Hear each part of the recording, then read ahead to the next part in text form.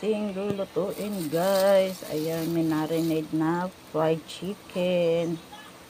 Ayan, 2 pirasong chicken. Ayan ang ating lulutuin. Yummy, yummy. Fried chicken. Yan, simple lang yan, guys. Nilagyan ko siya ng oyster. Saka ng konting magic, kalamansi, paminta, asin.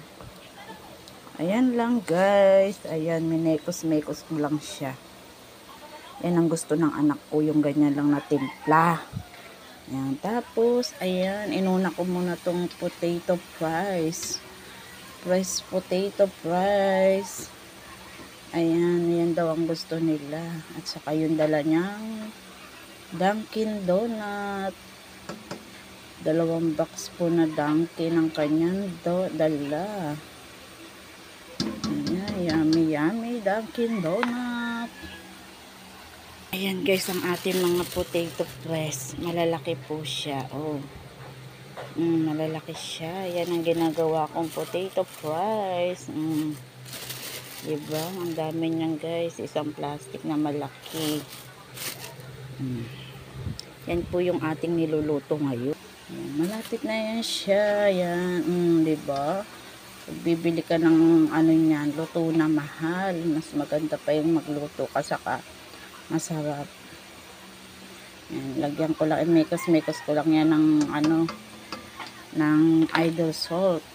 Ayan, guys, ang ating Dunkin Donut. Yummy, yummy donut. 2 box po yan, guys. 2. Takpan lang natin, bawal. Ayan, guys, luto na po yung ating fries. Fresh potato fries. Tapos, guys, ito yung ating sausawan. Ayan, homemade Nanay Len. Yummy, yummy. Ayan, guys, oh. Kasalang na yung ating fried chicken. Yummy, yummy. Yan na po, guys, yung aming dinner tonight. Pa yung isa, guys. Ayan, ang aming dinner for tonight. Saka donut. Yan na yung aming hapunan. Wala nang normal rice na. Homemade chicken. Ayan, homemade chicken inasal ni Nanay Len. Fried chicken pala yan, hindi inasal.